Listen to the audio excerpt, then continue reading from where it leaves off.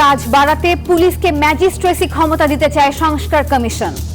তারা একটা নিরপেক্ষ একটা অথরিটির অধীনে তারা কার্যক্রম করতে চায়, যেখানে তারা ফোর্সড হবে না যে এক্সিকিউটিভের অর্ডারে। তাদের অংশ হিসেবে আমি বলবো যে তাদের পক্ষ থেকে ঠিক আছে, বাট এটা আমাদের আইন কানুন বিবেচনা করে এটা কতটুকু সম্ভব হবে না হবে আমরা এটাকে দেখছি আর কি। সবার মতামত পেলে আগামী সপ্তাহে জুলাই ঘোষণাপত্র জানালেন উপদেষ্টা মাহফুজ। যদি ওয়াইডার কনসালটেশনের ভিতরে 15 জানুয়ারি হয় 15 জানুয়ারি হতে পারে, কিন্তু সরকার যেটা চাচ্ছে যে সব পক্ষগুলোর সাথে এই কনসেনসাসের ভিত্তিতে করুক। এটা আমরা মনে করি শিক্ষার্থীরা এই ধৈর্য ধারণ করবে। দর্শক দেখছিলেন প্রধান সংবাদ শিরোনাম। এবার জানাবো অন্যান্য শিরোনামগুলো।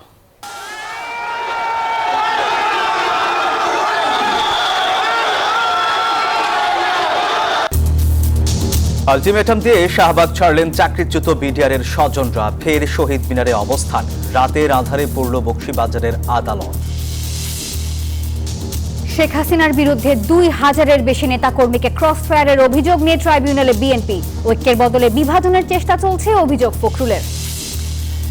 43তম বিসিএসে বাদ পড়াদের সুখবর দিলেন জনপ্রশাসন সচিব। বললেন, ফৌজদারি অপরাধে জড়িতদের ছাড়া নিয়োগ পাবেন সবাই।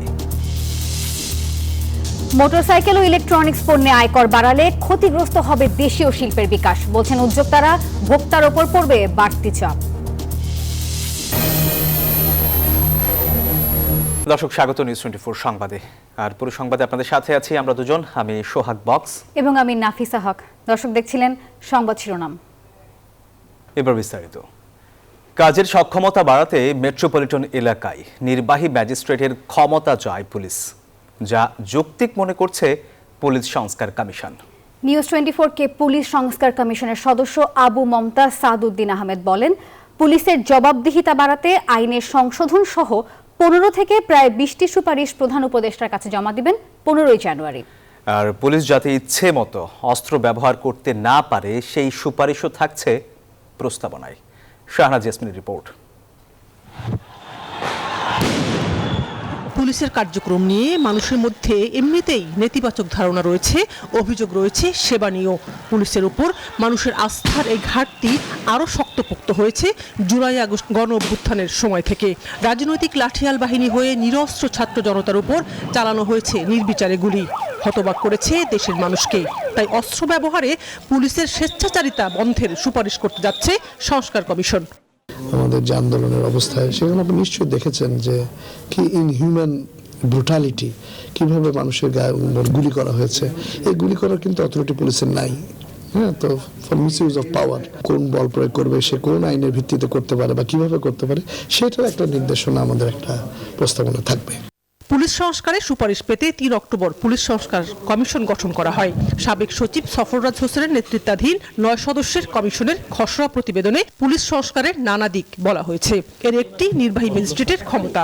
মহাপরিদর্শককে ম্যাজিস্ট্রেটের পূর্ণ ক্ষমতা দেওয়া থাকলেও তা অবারিত নয়। কমিশন সদস্য ও স্বরাষ্ট্র মন্ত্রণালয়ের অতিরিক্ত সচিব আবু মমতাজ সাদউদ্দিন আহমেদ নিউজ 24-কে বলেন, পুলিশের এই দাবি অযৌক্তিক নয়।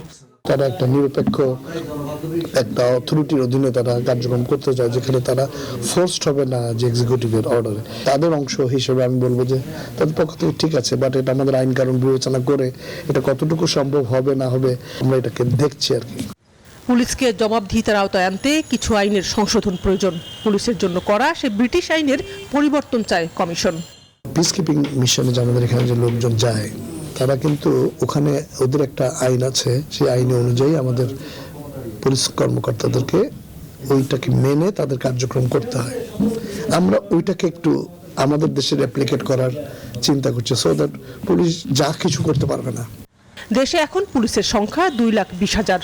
কমিশন মনে করে এই সংখ্যা আরও বাড়ানো সহ নারীদের জন্য নারী পুলিশ রাখতে হবে।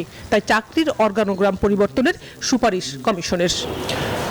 একটি জনবান্ধব পুলিশ বাহিনী তৈরি করা সহ পুলিশকে জবাবদিহিতার মধ্যে নিয়ে আসা সহ 15 থেকে 20টি সুপারিশ তৈরি করেছেন পুলিশ সংস্কার কমিশন, যা আগামী 15 জানুয়ারি প্রধান উপদেষ্টার কাছে জমা দিবেন তারা। এবং পরবর্তীতে এই কমিশনের সুপারিশ নিয়ে কাজ করবে অন্তর্বর্তী সরকার। পুলিশ সংস্কার কমিশন প্রথম দিকে সচিবালয়ে কাজ করলো, এখন রাজধানীর মাতৃভাষা ইনস্টিটিউটের এই ভবনে সংস্কার কমিশন কাজ করছেন। তাদের সুপারিশ এখন শেষ পর্যায়ে, অপেক্ষা প্রধান উপদেষ্টার কাছে জমা দেয়া। শাহনাজ ইয়াসমিন, নিউজ 24, ঢাকা।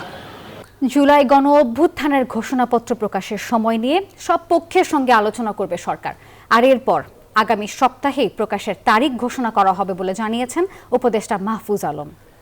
তিনি বলেন, শিক্ষার্থীদের প্রস্তাবনা এবং সবার ঐকমত্যের ভিত্তিতেই ঘোষণাপত্র দেওয়া হবে। ছাত্র জনতার তীব্র গণ আন্দোলনে 5 আগস্ট আওয়ামী লীগ সরকারের পতনকে প্রাথমিক বিজয় হিসেবে মনে করে বৈষম্য বিরোধী ছাত্র আন্দোলন, আর একে স্থায়ী রূপ দিতে গত 31 ডিসেম্বর ঘোষণাপত্র প্রণয়নের দাবিতে শহীদ মিনারে জড়ো হয় তারা। তবে সকল পক্ষের মতামতের ভিত্তিতে জুলাই আন্দোলনের ঘোষণাপত্র দেয়া হবে সরকারের এমন বক্তব্যের পর সে অবস্থান থেকে সরে আসে বৈষম্য বিরোধী ছাত্র আন্দোলন এবং জাতীয় নাগরিক কমিটি। নতুন করে দাবি জানায় 15 জানুয়ারির মধ্যে তা প্রণয়নের। এমন বাস্তবতায় ঘোষণাপত্রের সম্ভাব্য সময় জানালেন জুলাই আন্দোলনের অন্যতম নেতা এবং অন্তর্বর্তী সরকারের উপদেষ্টা মাহফুজ আলম। যদি ওয়াইডার কনসালটেশনের ভিতরে 15 জানুয়ারি হয়, 15 জানুয়ারি হতে পারে, কিন্তু সরকার যেটা চাচ্ছে যে সব পক্ষগুলোর সাথে এই কনসেনসাসের ভিত্তিতে করুক। এখন সবার সাথে তো আসলে আমরা বসে কথা বলতে পারবো না, অনেক ফর্মালি ইনফর্মালি আমরা কথা বলবো, সেটা আমাদের কথা বলার বিভিন্ন ধরন আছে গভর্নমেন্টের পক্ষ থেকে, এটা আমরা করব। ঐকমত্যের ভিত্তিতে হবে এবং কেউ লেফট আউট হবে না। আমরা আশা করি যে আগামী সপ্তাহতেই শুরু হবে এবং শেষ হয়ে যাবে আগামী সপ্তাহে। ফরেন সার্ভিস একাডেমিতে আয়োজিত সংবাদ সম্মেলনে আগামী জাতীয় নির্বাচনের সম্ভাব্য সময় সম্পর্কেও ধারণা দেন উপদেষ্টা মাহফুজ। নির্বাচন বিষয়টা তো এরকম না যে আমরা আগামী মাসে দিয়ে দিচ্ছি বা 3 মাস পরে দিয়ে দিচ্ছি, আমরা কিন্তু কোনো সময়সীমা বলিনি। আমরা বলছি এই প্রস্তুতি চলমান আছে, এই প্রস্তুতির অনেকগুলো পর্ব থাকতে পারে। এটা প্রশাসনিকভাবে হয়তো আমরা প্রস্তুতি নিচ্ছি, হয়তো আমরা আইন শৃঙ্খলার প্রস্তুতি হয়তো নিচ্ছি না। তো আমরা বলছি যে আমাদের প্রস্তুতি আছে এবং আমাদের একটা দৃষ্টিভঙ্গি আছে যে লোকাল গভর্নমেন্ট ইলেকশন হলে আমরা জনগণের কাছে নাগরিক সেবাগুলো দ্রুত পৌঁছে দিতে পারবো। এ সময় প্রধান উপদেষ্টা প্রেস সচিব জানান, আগামী ফেব্রুয়ারির মধ্যে শিক্ষার্থীদের হাতে নতুন পাঠ্যপুস্তক পৌঁছে দেওয়া নিশ্চিত করবে সরকার। আগামী মাসের মধ্যে সবাই হাতে পাবেন। ফজলে রাব্বি, সৌরভ, নিউজ 24, ঢাকা। বিডিআর হত্যাকাণ্ডে আন্দোলনকারীদের দাবিকে স্বাগত জানিয়েছে সরকার, এমনটি জানিয়েছেন বৈষম্য বিরোধী ছাত্র আন্দোলনের সমন্বয়ক মাহিন সরকার। আর এর ফলে আজকের মতো কর্মসূচি স্থগিত করেছে বিডিআর সদস্যরা। তবে শুক্র এবং শনিবার প্রতিটি জেলায় অনলাইন অফলাইনে গণসংযোগ ও রবিবার পরবর্তী কর্মসূচির ঘোষণা দেওয়া হবে বলেও তিনি জানিয়েছেন। পিলখানা হত্যাকাণ্ডে হওয়া মামলায় দণ্ডিত বিডিআর সদস্যদের কারামুক্তি, মামলার পুনঃতদন্ত, ন্যায় বিচার নিশ্চিত, চাকরিচ্যুতদের পুনর্বহাল ও পুনর্বাসনের দাবিতে বুধবার সারাদিন শাহবাগে আন্দোলনের পর বৃহস্পতিবার শাহবাগ ব্লকেট ঘোষণা দিয়ে শহীদ মিনারে অবস্থান নেন চাকরিচ্যুত বিডিআর সদস্যরা। বৃহস্পতিবার সকাল থেকে আন্দোলনে একাত্মতা জানানো বৈষম্য বিরোধী ছাত্র আন্দোলনের নেতাকর্মীরা একত্রিত হতে থাকেন শহীদ মিনারে। দুপুরে শাহবাগ ব্লকেটে যায় তারা। পুলিশি বাধা উপেক্ষা করে কয়েক ঘন্টা কর্মসূচি পালন করেন তারা। এ সময় বিনা অপরাধে গ্রেপ্তার হওয়াদের জেল থেকে মুক্তি, প্রকৃত অপরাধীদের শনাক্ত করে কঠোর শাস্তি এবং চাকরিচ্যুতদের পুনর্বহালের দাবি করে বিডিআর সদস্যরা। জেলখানা যে সমস্ত ভাইরা বন্দী আছে দীর্ঘ 16টি বছর, তাদের নিঃশর্ত মুক্তি দিক এবং আমাদের যারা আমরা বাইরে আছি তাদের চাকরিতে পুনর্বহাল এবং সুযোগ সুবিধা সহ আমরা চাকরিতে ফিরে যেতে চাই। পরে বিকেলে শহীদ মিনারে ফিরে সন্ধ্যায় সংবাদ সম্মেলনে পরবর্তী কর্মসূচি ঘোষণা দেন বৈষম্য বিরোধী ছাত্র আন্দোলনের সমন্বয়ক মাহিন সরকার। ক্ষতিগ্রস্ত বিডিআর এবং তাদের পরিবারের দাবিগুলোকে গণদাবিতে পরিণত করার জন্য গণসংযোগ কর্মসূচি, অনলাইন অফলাইনে গণসংযোগ করা হবে, লিফলেট বিতরণ করা হবে এবং এটি শুক্র শনি 2 দিন চলবে প্রত্যেকটি জেলায় এবং আগামী রবিবার প্রতিটি জেলায় মানববন্ধন করা হবে এবং তার পরবর্তী যে কর্মসূচি রবিবারের পরে ঘোষণা করা হবে। শুক্রবার ও শনিবার সারা দেশে লিফলেট বিতরণ ও দাবি মানা না হলে রবিবার পরবর্তী কর্মসূচির ঘোষণা দেয়া হবে বলেও জানান তিনি। দাবি না মানলে আরও কঠোর কর্মসূচির হুঁশিয়ারি দেন মাহিন সরকার। মাহমুদ হাসান, নিউজ 24, ঢাকা। দুর্বৃত্তদের আগুনে পুড়েছে বকশীবাজারে আলিয়া মাদ্রাসার কক্ষ। বৃহস্পতিবার এখানেই শুরু হওয়ার কথা ছিল বিডিআর বিদ্রোহ মামলার শুনানি। রাষ্ট্রপক্ষের আইনজীবী জানিয়েছেন, এজলাস কক্ষ পুড়ে যাওয়ায় আদালতের কার্যক্রম শুরু করা সম্ভব হয়নি। আর এদিকে মাঠ থেকে অস্থায়ী আদালত সরিয়ে নিতে রাস্তা অবরোধ করে আন্দোলন করেন মাদ্রাসা শিক্ষার্থীরা। তারা জানান 3 মাসের কথা বলে 2012 সাল থেকে তাদের শিক্ষা প্রতিষ্ঠানে অস্থায়ী আদালত বসানোই বিঘ্নিত হচ্ছে একাডেমিক কার্যক্রম। পুরো অঙ্গার হয়ে যাওয়া এই কক্ষেই হওয়ার কথা ছিল বিডিআর বিদ্রোহের বিস্ফোরক মামলায় জেলে থাকা আসামিদের জামিন শুনানি।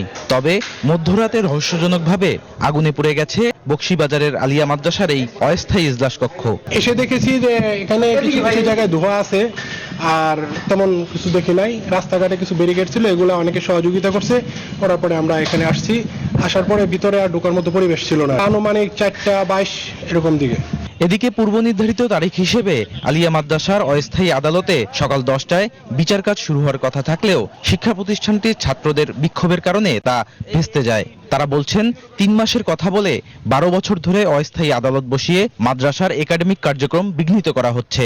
আমরা এটা কখনোই চাইবো না যে আমাদের মাঠকে স্বৈরাচারে ব্যবহার করুক, এবং যেটা আমরা হ্যাসেলড হচ্ছে প্রতিনিয়ত। এটা যে বিচার কার্য পরিচালনার জন্য এই স্থানটি যথেষ্ট নয় এবং এই ভবনটি জরাজীর্ণ, সেটি পর্যবেক্ষণ করে ওনারা এখান থেকে আদালত অপসারণ করবে, আমরা এটুকু আশ্বস্ত পেয়েছি।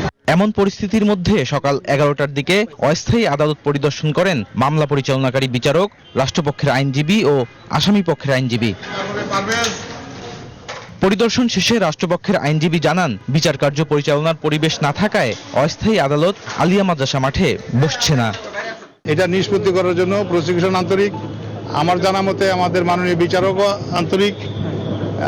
আসামি পক্ষ থেকে যেভাবে আগ্রহী ছিলেন, আমরা সেটাকেও অ্যাপ্রিসিয়েট করি যে উভয় পক্ষ মিলে এটা একটা নিষ্পত্তি হোক, সেটা ওনারা যেভাবে চায় আমরাও চেয়েছি। এদিকে আসামি পক্ষের আইনজীবী বলছেন, এভাবে বিচার বিঘ্নিত হওয়ায় ন্যায় বিচার বঞ্চিত হচ্ছেন বিডিআর সদস্যরা। যে 2009 সালের এই ফেব্রুয়ারির এই ঘটনায় যে বিচার প্রক্রিয়া এতদিন পর্যন্ত চলে আসছিল, সেই বিচার প্রক্রিয়াটা সঠিক ছিল না। এই মামলার বিচার কার্য পরিচালনার জন্য পুরনো জেলখানা ও নারী কারাগার সহ কেরানীগঞ্জে ঢাকা কেন্দ্রীয় কারাগারের নাম প্রস্তাবনায় রয়েছে। বদরুল আলম শাওন, নিউজ 24, ঢাকা। গেল 16 বছরে বিএনপির 2276 জন নেতাকর্মীকে ক্রস ফায়ারে হত্যার দায়ে ফ্যাসিস্ট আওয়ামী লীগ প্রধানমন্ত্রী শেখ হাসিনার বিরুদ্ধে আন্তর্জাতিক অপরাধ ট্রাইব্যুনালে প্রথমবারের মতো আনুষ্ঠানিক অভিযোগ দায়ের করেছে বিএনপি। বিগত সময়ে দলটির 153 জন নেতাকর্মী গুম ও হত্যার এই অভিযোগ ট্রাইব্যুনালে দাখিল করেছে দলটি। শেখ হাসিনা ছাড়াও এসব অপকর্মে সংশ্লিষ্টতার দায়ে আইন শৃঙ্খলা বাহিনীর সদস্যদের অভিযুক্ত করা হয়েছে। বিগত 16 বছর ফ্যাসিস্ট আওয়ামী লীগ সরকারের আমলে সারা দেশে বিএনপি নেতাকর্মীদের ক্রস ফায়ারের নামে হত্যা ও গুমের ঘটনায় বৃহস্পতিবার আন্তর্জাতিক অপরাধ ট্রাইব্যুনালে 2টি লিখিত অভিযোগ দাখিল করেছে বিএনপি। দলের মহাসচিব মির্জা ফখরুল ইসলাম আলমগীর স্বাক্ষরিত 2টি অভিযোগ ট্রাইব্যুনালের প্রসিকিউশনে জমা দেয় বিএনপির একটি প্রতিনিধি দল। 2276 জনকে ক্রস ফায়ারের নামে হত্যার ঘটনায় 245 পৃষ্ঠার এই অভিযোগে বলা হয়, 2008 থেকে 2025 সালের 5 আগস্ট পর্যন্ত আওয়ামী লীগ সরকার ক্ষমতায় টিকে থাকতে মিথ্যা মামলা দিয়ে হাজারো বিএনপি নেতাকর্মীকে জেলে পাঠায়। আইনশৃঙ্খলা বাহিনীর সদস্যদের ব্যবহার করে নেতাকর্মীদের অপহরণ, নির্যাতন, গুম ও হত্যা করা হয়। ট্রাইব্যুনালে দাখিল করা জেলাভিত্তিক তালিকা থেকে জানা যায়, কক্সবাজারে 200 জন, চট্টগ্রামে 104, লক্ষ্মীপুর 88 জন ও কুমিল্লায় 73 জন হত্যা করা হয়। ঢাকা, ময়মনসিংহ, কুষ্টিয়া, ঝিনাইদহ, নোয়াখালী, ফেনী, খুলনা ও সাতক্ষীরায় ক্রসফায়ারে হত্যা করা হয় 50 জনেরও বেশি বিএনপি নেতাকর্মীকে। গুম করে, অপহরণ করে এ পর্যন্ত আমাদের প্রাপ্ত তথ্য অনুযায়ী 2276 জনকে আওয়ামী লীগের সন্ত্রাসীরা এবং কিছু আইন শৃঙ্খলা বাহিনীর সদস্যরা ক্রস ফায়ারের নামে হত্যা করেছে। আমরা সুনির্দিষ্ট অভিযোগ প্রধানমন্ত্রী সহ সংশ্লিষ্ট যারা আইন শৃঙ্খলা জড়িত আছে তাদের সহ এবং আওয়ামী লীগের যারা সন্ত্রাসীরা তাদেরকে দিয়ে। এছাড়া ইলিয়াস আলী ও চৌধুরী আলম সহ 153 জনকে গুমের অভিযোগ করেন তারা।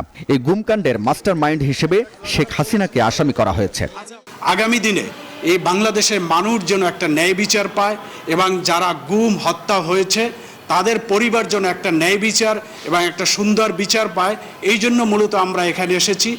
বিএনপির এই অভিযোগ আমলে নিয়েছে আন্তর্জাতিক অপরাধ ট্রাইব্যুনালের প্রসিকিউশন। যে তাদের এই ভোটার হাবিবুল ইসলাম হাবিব, নিউজ 24, ঢাকা। ক্ষমতায় টিকে থাকার জন্য অসুস্থ প্রতিযোগিতা শুরু হয়েছে। ঐক্যের বদলে জনমনে সৃষ্টি করা হচ্ছে বিভাজন। দর্শক, এমন অভিযোগ করে বিএনপি মহাসচিব মির্জা ফখরুল ইসলাম আলমগীর বলেছেন, শেখ হাসিনা পালিয়ে যাওয়ার পর বৃহত্তর ঐক্য না হওয়া জাতির জন্য দুর্ভাগ্যজনক। মির্জা ফখরুল আরও বলেন, রাষ্ট্রীয় মর্যাদা ও জনগণের ভালোবাসা নিয়েই বিদেশ গেছেন খালেদা জিয়া। গুলশানে বিএনপি চেয়ারপারসনের রাজনৈতিক কার্যালয়ে রাজবন্দির জবানবন্দি বইয়ের প্রকাশনা অনুষ্ঠান। বক্তব্যে উঠে আসে বিএনপি চেয়ারপারসন খালেদা জিয়ার প্রসঙ্গ। সাংবাদিক শফিক রেহমান বলেন, শেখ হাসিনা জনগণের ঘৃণা নিয়ে দেশ ত্যাগে বাধ্য হয়েছে। বিপরীতে মানুষের ভালোবাসায় সিক্ত হয়ে উন্নত চিকিৎসার জন্য বিদেশে গেছেন বেগম খালেদা জিয়া। আমরা আশা করি মা ও ছেলে শিগগিরই স্বদেশে ফিরে এসে বিএনপিকে আবার নির্বাচনের জন্য প্রস্তুত করবেন এবং বিজয়ী হবেন। বিএনপি মহাসচিব বলেন, কেবল দেশে নয় আন্তর্জাতিকভাবেও সম্মানিত হয়েছেন খালেদা জিয়া। জানান, আইনি প্রক্রিয়ায় মুক্তি পেয়ে খুব শিগগিরই দেশে ফিরবেন বিএনপির ভারপ্রাপ্ত চেয়ারম্যান তারেক রহমান। তিনি চিকিৎসার জন্য লন্ডনে গেলেন এবং গেলেন রাষ্ট্রীয় মর্যাদা নিয়ে। তাকে সি অফ করেছে এবং তারা পথে পথে লক্ষ লক্ষ মানুষ তাকে সি অফ করেছে ভালোবাসা থেকে। এবং তাকে যেভাবে আন্তর্জাতিকভাবে তিনি যে সম্মানটুকু পেয়েছেন, কোথাও বাধা পেতে হয়নি আমাদেরকে। আমরা যেখানেই বলেছি যে এটা আমাদের দরকার, সাথে সাথে করে দিয়েছে।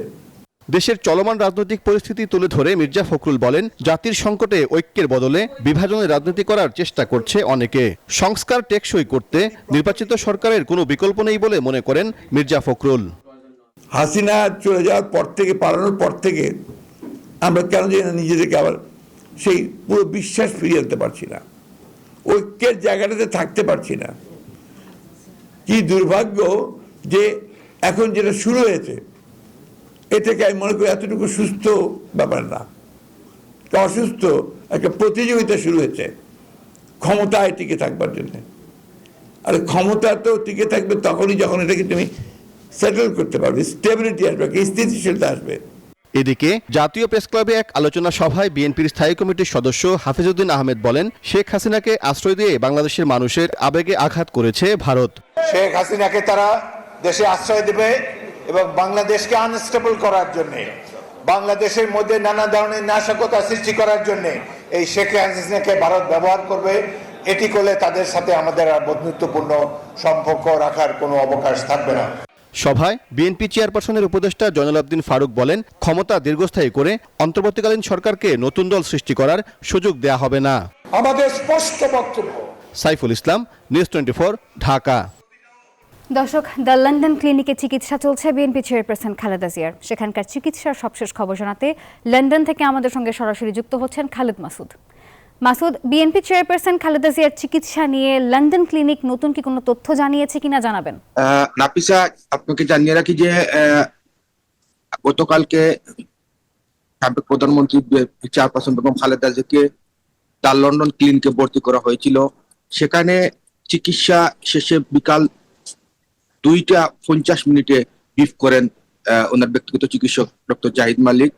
উনি যেটা জানিয়েছিলেন যে ওনাকে পরীক্ষার জন্য দেওয়া হয়েছে সর্বশেষ যে তথ্যটা রয়েছে যে ওনাকে যে পরীক্ষাগুলো দেওয়া হয়েছে এখনো রেজাল্ট আসেনি। রেজাল্ট আসার পরেই মেডিকেল বোর্ড বাংলাদেশের চিকিৎসকদের সাথে বসবেন এবং পরবর্তী করণীয় নির্ধারণ করা হবে ওনার চিকিৎসা কিভাবে চলবে।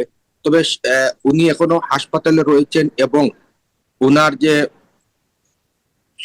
ওনার যে গত রাত্রে উনি বাংলাদেশি খাবার খেয়েছেন সবাইকে নিয়ে, এবং আজকে বিকালেই ওনার মেডিকেল নিয়ে তথ্য দিতে পারবেন বলে জানিয়েছেন বিএনপির যুক্তরাজ্য বিএনপির সভাপতি এম এ মালেক এবং সাধারণ সম্পাদক কৌসর আহমদ।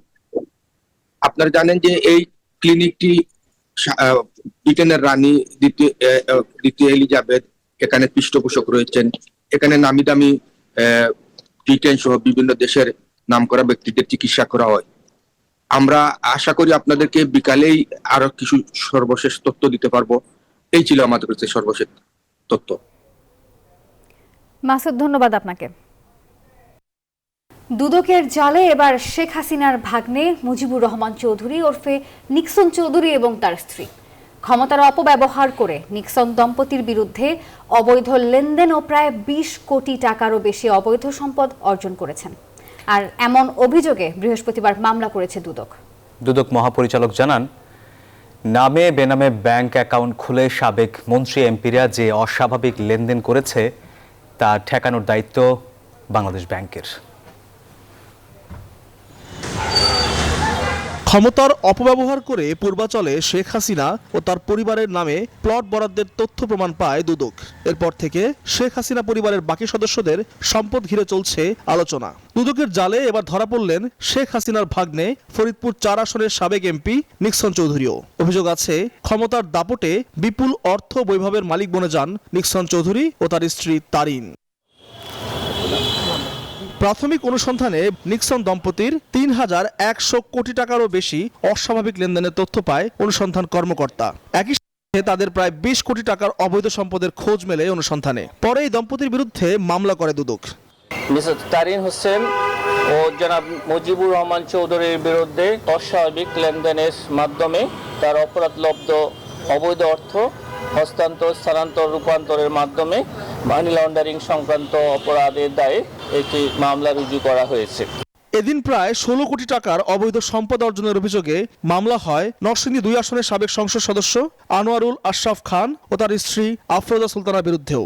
এই সংক্রান্ত আপনি যে বিষয়ে এ সময় দুদক মহাপরিচালক জানান, নামে বেনামে ব্যাংক অ্যাকাউন্ট খুলে সাবেক মন্ত্রী এমপিরা যে অস্বাভাবিক লেনদেন করেছে সেই লেনদেন ঠেকানোর দায়িত্ব বাংলাদেশ ব্যাংকের।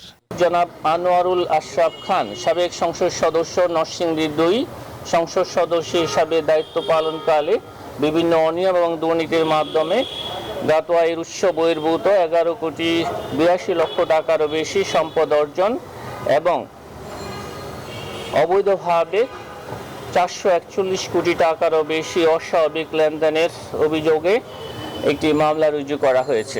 অনুসন্ধানে বেরিয়ে আসা সম্পদের বাইরেও যদি দেশে বিদেশে আর কোনো সম্পদের খোঁজ মেলে তবে অভিযোগপত্রে তা অন্তর্ভুক্ত করা হবে। আল মোহাইমিনুল খান, নিউজ 24, ঢাকা। দর্শক, 43তম বিসিএস এ বাদ পড়া 227 জনের মধ্যে বেশিরভাগই চাকরিতে যোগ দিতে পারবেন শিগগিরই, এমন তথ্য দিলেন জনপ্রশাসন সচিব মুখলেসুর রহমান। তিনি জানান, কারো বিরুদ্ধে রাষ্ট্রবিরোধী বা ফৌজদারি অপরাধ না থাকলে তারা চাকরি ফিরে পাবেন। সচিবালয়ে এ সংক্রান্ত বৈঠক শেষে তিনি বলেন, যারা বাদ পড়েছেন তাদের বিরুদ্ধে কী ধরনের অভিযোগ ছিল এসব নিয়ে তদন্ত শেষ হয়েছে। প্রজ্ঞাপন বাতিল ও নতুন প্রজ্ঞাপন 43তম বিসিএস নিয়োগ নিয়ে চলছে বিতর্ক। গত 15 অক্টোবরের প্রজ্ঞাপন বাতিল করে সোমবার নতুন করে প্রজ্ঞাপন জারি করে জনপ্রশাসন মন্ত্রণালয়। এতে বিভিন্ন ক্যাডারে 168 জন প্রার্থী বাদ পড়েন। তারও আগে গত 15 অক্টোবর যে প্রজ্ঞাপন প্রকাশ করা হয়েছিল সেখানে বিভিন্ন ক্যাডারে বাদ পড়েছিলেন 99 জন। সব মিলিয়ে 43তম বিসিএস থেকে বাদ পড়েছেন মোট 267 জন। তাদের মধ্যে 227 জন গোয়েন্দা প্রতিবেদনের ভিত্তিতে এবং 40 জন স্বাস্থ্য পরীক্ষায় অনুপস্থিত থাকার জন্য বাদ পড়েছেন বলে জানায় মন্ত্রণালয়। পরীক্ষার্থীদের আন্দোলন এবং সামাজিক যোগাযোগ মাধ্যমে সমালোচনার মুখে এ বিষয়ে পুনরায় তদন্ত করার সিদ্ধান্ত নেয় জনপ্রশাসন মন্ত্রণালয়। 227 জনকে দিয়ে আমরা পুনর্বিবেচনা করার জন্য আমরা যেটাকে বলি ইনভেস্টিগেশন অথবা তদন্ত, এই কাজ করে আমাদের একটা পর্যায়ে আসলো। আমরা আশাবাদী এই যে 227 বললাম এর মেজরিটি, মোর দ্যান মেজরিটি আপনারা এই যেভাবে বিজ্ঞাপন জারি হয়েছে যারা নর্মাল তাদের পক্ষেও জারি হবে। জনপ্রশাসন সচিব বলেন, বাদ পড়া 227 জনের মধ্যে ফৌজদারি অপরাধে জড়িত ছাড়া বাকিরা চাকরিতে যোগ দিতে পারবেন দ্রুতই। বৃহস্পতিবার দুপুরে সচিবালয় এ বিষয়ে গোয়েন্দাদের সাথে বৈঠক শেষে তিনি এসব তথ্য জানান। আমরা যেটা বলি ফৌজদারি অপরাধ, রাষ্ট্রদ্রোহী অপরাধ, অথবা স্কুল কলেজ ইউনিভার্সিটি বহিষ্কৃত হয়েছিল, অথবা এমন কোনো ধরনের হিডেন অপরাধ সে করেছে যেটা সামনে আসছে, এরা ছাড়া বাকি আমি মনে করি এদের নিয়োগ প্রাপ্তিতে শুধু একটা প্রক্রিয়ার ব্যাপার, দে উইল গেট ইট। এবারের বাজেটেই সব সরকারি চাকরির জন্য মহার্ঘ ভাতা বরাদ্দ দেওয়া হবে বলেও জানান সচিব। কাজ শুরু হয়েছে, মিটিং আমরা হয়েছে, 2টা মিটিং হয়েছে। মহার্ঘ ভাতাটা ভেরি রিসেন্টলি হবে। এবারে একটা যেটা ব্যতিক্রম হবে, আগে মহার্ঘ ভাতা পেনশনাররা পেত না, এবার পেনশনাররা মহার্ঘ ভাতা পাবে এবং একটা রিজনেবল পাবে, এবং পরের বছর যখন তার ইনক্রিমেন্টের সময় আসবে এই মহার্ঘ ভাতাটা তার বেসিকের সাথে যোগ হবে। সাময়িকভাবে নিয়োগের জন্য অনুপযুক্ত 227 জনের মধ্যে যে কেউ পুনর্বিবেচনার আবেদন করলে তা গ্রহণ করা হচ্ছে বলে জানিয়েছে জনপ্রশাসন মন্ত্রণালয়। শাহনাজ ইয়াসমিন, নিউজ 24, ঢাকা। দেশ ফ্যাসিবাদ মুক্ত হয়েছে, এখন নির্ভয়ে সাংবাদিকদের সঠিক দায়িত্ব পালন করতে হবে, এমন মন্তব্য করেছেন বসুন্ধরা গ্রুপের চেয়ারম্যান আহমেদ আকবর সোবহান। বিকেলে দৈনিক কালের কণ্ঠের 15তম প্রতিষ্ঠা বার্ষিকীর অনুষ্ঠানে তিনি এই কথা বলেন। অনুষ্ঠানে বিশেষ অতিথি ছিলেন বিশিষ্ট গণমাধ্যম ব্যক্তিত্ব শফিক রেহমান। এছাড়া আরও উপস্থিত ছিলেন ইস্ট ওয়েস্ট মিডিয়া গ্রুপের ডিএমডি কাদের গনি চৌধুরী, কালের কণ্ঠের সম্পাদক কবি হাসান হাফিজ, নির্বাহী সম্পাদক হায়দার আলী সহ গণমাধ্যম ব্যক্তিত্বরা। জুলাই বিপ্লবে নিহত 5 সাংবাদিকের সন্তানদের ভবিষ্যৎ নিশ্চিতে 1 কোটি টাকার অনুদান ঘোষণা করেন বসুন্ধরা গ্রুপের চেয়ারম্যান।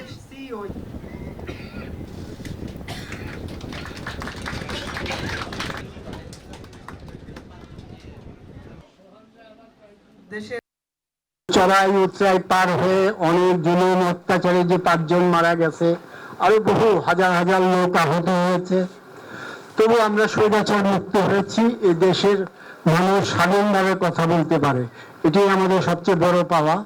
আজকে মিডিয়াতে কোনো বাধা নাই, যার যা মন চায় তাই লিখতে পারে।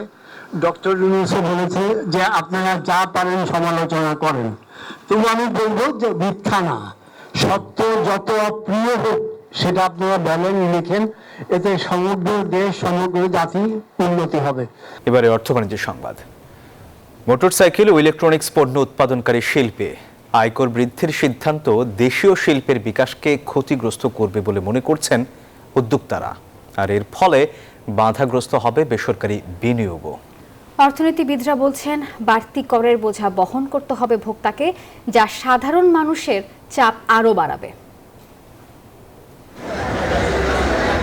অর্থনীতির অগ্রগতির সাথে পাল্লা দিয়ে দেশে বেড়েছে ইলেকট্রনিক্স পণ্যের ব্যবহার। তবে 1 দশক আগেও চাহিদার প্রায় পুরোটাই ছিল আমদানি নির্ভর। সেই নির্ভরতা কমাতে এগিয়ে আসে সরকার। ইলেকট্রনিক্স পণ্য উৎপাদন ও যন্ত্রপাতি আমদানিতে দেয়া হয় শুল্ক ছাড়, যাকে কাজে লাগিয়ে এই খাতে বড় অঙ্কের বিনিয়োগ নিয়ে আসে অনেক দেশি বিদেশি প্রতিষ্ঠান। হিসেব বলছে বর্তমানে এই ধরনের শিল্পে বিদ্যমান কর্পোরেট কর হার 10%। শিল্পের যন্ত্রপাতি ও উপকরণ আমদানিতে দিতে হয় 2% অগ্রিম আয়কর। তো লোকালি ডোমেস্টিক্যালি এগুলো প্রডিউস করা হচ্ছিল, একটা একটু কম দাম হলেও ওয়ার্ল্ড ক্লাস প্রোডাক্ট কিন্তু পাচ্ছিল ক্রেতারা। তো এটা ডিমান্ড বেড়েছে, এখানে অনেকগুলো লোকাল কোম্পানি বিশ্বমানের কোম্পানিতে পরিণত হয়েছে। তারপর আমরা দেখছিলাম যে এক্সপোর্টও করছে। তবে এবার ইলেকট্রনিক্স শিল্পে আয়কর বৃদ্ধির সিদ্ধান্ত নিয়েছে সরকার। Fridge, refrigerator, air conditioner, compressor ও মোটরসাইকেল তৈরির প্রতিষ্ঠানের কর্পোরেট কর হার বাড়িয়ে 20% করা হয়েছে, যা কার্যকর হবে আগামী অর্থ বছর থেকে। এতে দেশীয় শিল্পের বিকাশ বাধাগ্রস্ত হবে বলে শঙ্কা ব্যবসায়ীদের। ভ্যাটের এটা এখন না করে সামনের দিনগুলোতে যদি করতো তাহলে কিন্তু এটা ভালো হতো, কারণ এখানে এখনও ইনভেস্টমেন্ট অনেক স্কোপ আছে, কিন্তু যখন ভ্যাটটা এখানে অ্যাড হবে তখন কিন্তু ডিমান্ড কিছুটা হলেও কমবে। এর আগে অর্ধশতাধিক পণ্য ও সেবার উপর মূল্য সংযোজন কর ও শুল্ক কর বৃদ্ধির সিদ্ধান্ত নেয় সরকার। বিশ্লেষকরা বলছেন, কর বাড়ালে তা শেষ পর্যন্ত ভোক্তাকেই বহন করতে হবে, যা মূল্যস্ফীতির চাপে থাকা সাধারণ মানুষের কষ্ট বাড়াবে আরেক দফা। এই সময়ে একটা প্রয়োজনীয়তা দেখা দিয়েছে আমাদের, যেহেতু রাজস্ব আদায় কম হচ্ছে সেটার কারণে, এবং IMF-এরও শর্ত আছে। তবে অবশ্যই আমাদের স্থানীয় যে শিল্প এগুলো কিন্তু এখন গড়ে উঠছে, ইলেকট্রনিক শিল্পটা কিন্তু এখনো ম্যাচিউরড হয়নি। এসব শিল্পে আমাদের প্রণোদনা, তারা যাতে এনকারেজড হয় সেটা আমাদের কিন্তু দেখতে হবে। করের হার রেট নির্ধারণ হয় কেন? যে ইকোনমিতে একটা ডিস্ট্রিবিউশন হোক, ডিস্ট্রিবিউশন অফ জাস্টিস হোক, এবং মানুষ স্বল্প দামে জিনিসপত্র পাক। সন্দেহ নাই জিনিসপত্রের দাম বাড়বে। রাজস্ব আদায় বাড়াতে করের আওতা বৃদ্ধি ও এনবিআরকে আরো শক্তিশালী করার তাগিদ বিশ্লেষকদের। হোসেন শাহাদাত, নিউজ 24, ঢাকা। আন্তর্জাতিক প্রসঙ্গ। পশ্চিমাদের সাথে উত্তেজনার মধ্যে ইরান পারমাণবিক স্থাপনার কাছে সামরিক মহড়া শুরু করেছে। আকাশ প্রতিরক্ষা ব্যবস্থা শক্তিশালী করতে যৌথ এই মহড়ায় অংশ নিচ্ছে সেনাবাহিনী এবং বিপ্লবী গার্ড বাহিনী। ইস্পাহান প্রদেশে শুরু হওয়া এই মহড়ায় ক্ষেপণাস্ত্র ও রাডারের প্রদর্শন করা হয়েছে। ইরান জানায় এটি নতুন নিরাপত্তা হুমকির প্রতিক্রিয়া এবং মার্চের মাঝামাঝি পর্যন্ত এটি চলবে। দর্শক, বাংলাদেশে প্রথমবারের মতো গ্রামীণফোন নিয়ে এসেছে ওয়্যারলেস ব্রডব্যান্ড কানেকশন জিপিফাই আনলিমিটেড। তাই এখন কোনো তারের ঝামেলা ছাড়াই আপনি নিতে পারবেন ওয়াইফাই কানেকশন, যেখানে পাবেন 40 Mbps পর্যন্ত স্পিড এবং কানেক্ট করতে পারবেন 32টি পর্যন্ত ডিভাইস। বিস্তারিত জানতে পারবেন গ্রামীণফোনের ওয়েবসাইটে। দর্শক, আর এই ছিল নিউজ 24 সংবাদে। এতক্ষণ সঙ্গে থাকার জন্য ধন্যবাদ সবাইকে।